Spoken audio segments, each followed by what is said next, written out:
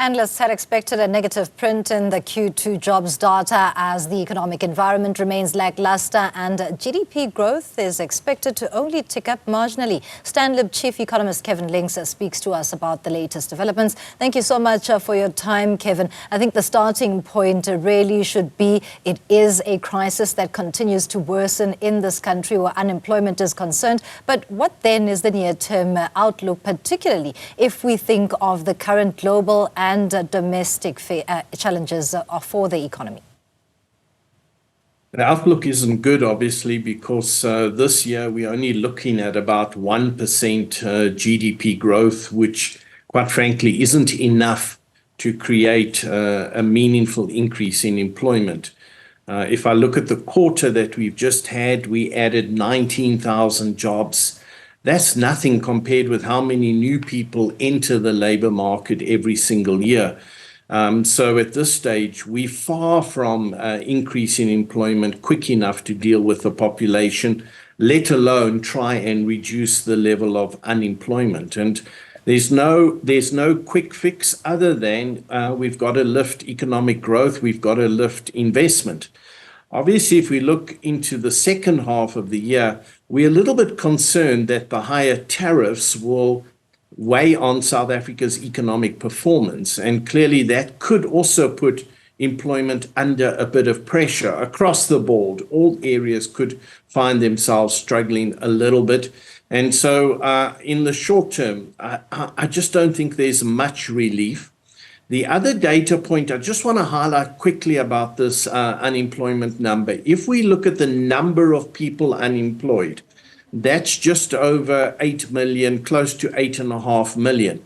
But if you break that down and you say what percentage of that is long-term unemployment, long-term unemployment being if somebody's been unemployed for more than a year, that equates to 77% of the total unemployment. In other words, people are sitting around trying to find a job and are really struggling for long periods of time. This isn't simply, well, I'm unemployed for a few months, but I've got a chance of getting a job in a couple of months' time. That's not the case. The data says this is mostly long-term unemployment, and clearly, therefore, we're not providing people with enough opportunities to get employed to meet the growing demands of the population. I'm glad that you raised that dynamic in the latter because a holistic approach is required for South Africa to tackle its unemployment crisis. But now that we have a government of national unity, how should that structure be responding to these figures, especially the trend at which even what used to be previously opposition parties were lamenting that there is no strategy at play? Yeah, look, I think obviously there are always going to be political point scoring with this, but it's to some extent massively unhelpful. The focus has to be on what can we do short term to improve economic growth, because it's all very well putting longer term plans in place, but they're just that, they're long term plans, and there's obviously a huge demand right now. So you keep hoping that government could look at the various initiatives around updating infrastructure, local municipal services, etc., to see whether or not there are projects that can be hastened. Is there a way in which we can accelerate some of these planned developments and show some sort of progress? The progress required is so that it sparks a positive feel by the private sector. So you want the private sector to do a lot of the heavy lifting. Private sector has to create most of the jobs, but private sector is lacking confidence. Certainly the business sector is. So you need an initiative, and it would be good if that initiative could come from a few projects that we can implement with a higher degree of urgency, show some success, and see if that can't initiate further investment. And it has to be possible that we can kickstart some of this activity.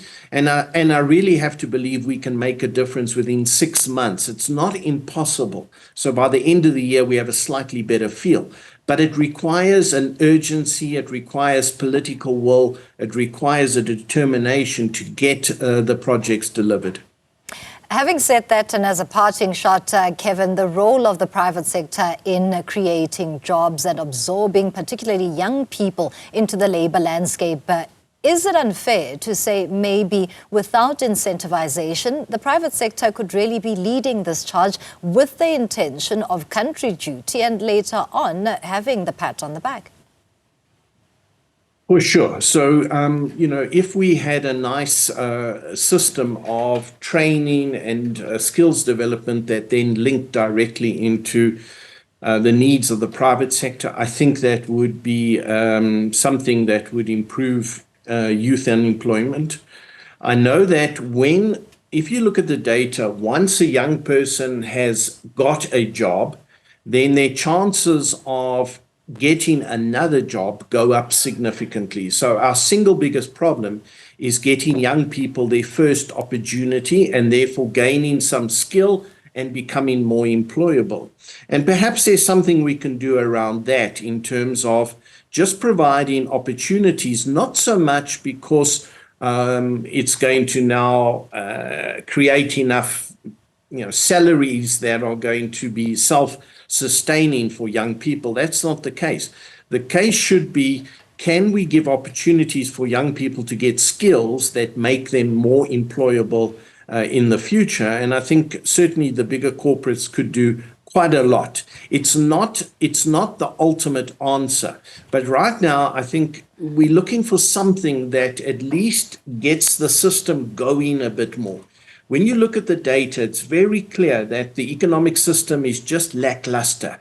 There's just no energy within South Africa. And so everybody's just adopting a wait-and-see approach. And it's unclear what we're waiting for, but there's not much activity happening, and therefore there's not a natural pickup in employment that there should be. Thank you, as always, for your contribution, Stanlib. Chief Economist Kevin Lings there speaking to us in reaction to the latest rise in South Africa's unemployment rate.